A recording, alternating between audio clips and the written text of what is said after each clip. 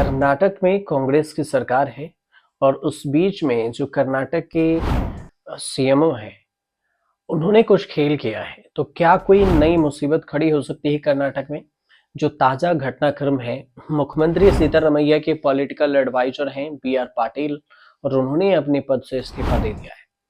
हैरान करने वाली बात यह है कि पाटिल को सिद्धारमैया का कट्टर समर्थक माना जाता है और बताना ये भी जरूरी है कि कर्नाटक में मुख्यमंत्री सिद्धारमैया और उप मुख्यमंत्री डी.के. शिव कुमार के बीच में इस दिनों लड़ाई जग जाहिर है और इस बात को सब जानते हैं।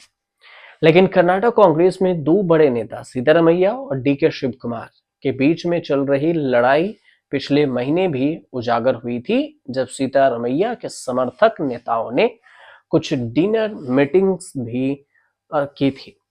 और आपको याद होगा कि 2023 में जब कर्नाटक में कांग्रेस की सरकार बनी थी, तो रोटेशनल फार्मूले की बात कही गई थी। इस रोटेशनल फार्मूले के तहत में ये दावा किया गया था कि 2.5 साल सिद्धारमैया मुख्यमंत्री की कुर्सी संभालेंगे और इसके बाद डी.के. शिव कुमार कर्नाटक के मुख्यमंत्री बनेंगे। लेकिन सिद्धारमैया इस तरह के किसी भी फार्मूले को बार बार नकारते रहे कि ऐसा कुछ भी नहीं है, ये कोई फार्मूला नहीं है। हालांकि कर्नाटक कांग्रेस का जो सूत्र है उसका कहना है कि पाटिल के इस्तीफे का सिद्धारमैया और डी.के. शिव कुमार के लड़ाई से कोई लेना देना नहीं है, लेकिन पाटिल का इस्तीफा कमजोर घटनाक्रम भी नहीं है, इतने आसानी से भी नहीं ले सकते। तो सवाल ये कि बी.आर. पाटिल है कौन?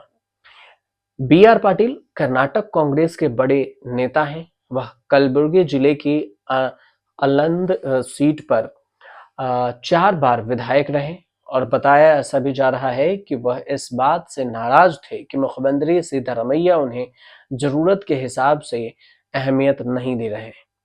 कलबुर्गी इलाके में डी.के. शिव कुमार का प्रभाव कम है और यह इलाका कांग्रेस और राष्ट्रीय अध्यक्ष मल्लिकार्जुन खड़गे का सियासी किला भी है। और ये भी कहा जा रहा है कि बी.आर. पाटिल के जो मल्लिकार्जुन खड़गे के बेटे हैं और राज्य सरकार में कैबिनेट मंत्री प्रियांक खड़गे, उनके साथ भी अच्छे राजनीतिक ताल्लुक नहीं है।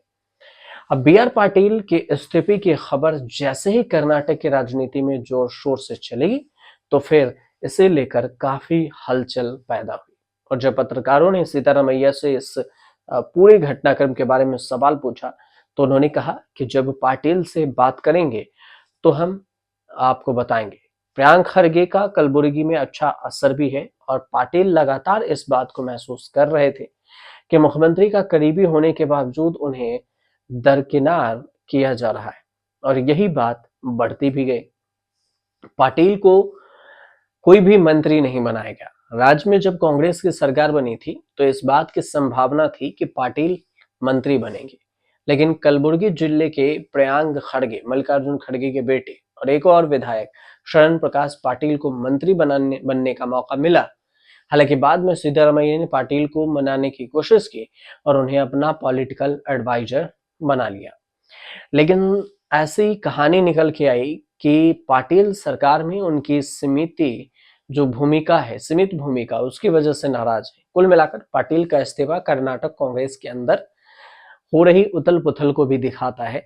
और पाटिल ने पिछले महीने ही कर्नाटक के विधानसभा परिषद में महात्मा गांधी की प्रतिमा के सामने भी धरना दिया था, और ये धरना उन्होंने किसानों के लिए एमएसपी को गारंटी देने वाले कानून को लागू करने की मांग को लेकर दिया गया था।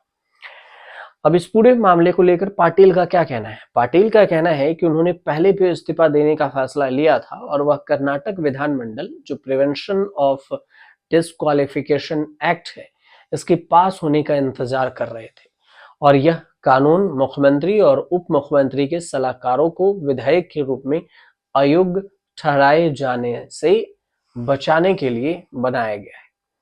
और इस्तीफा वापस की बात पर पाटिल ने ये कहा कि वह अपना इस्तीफा वापस नहीं लेंगे और कुछ समस्याओं की वजह से इस्तीफा दे रहे हैं।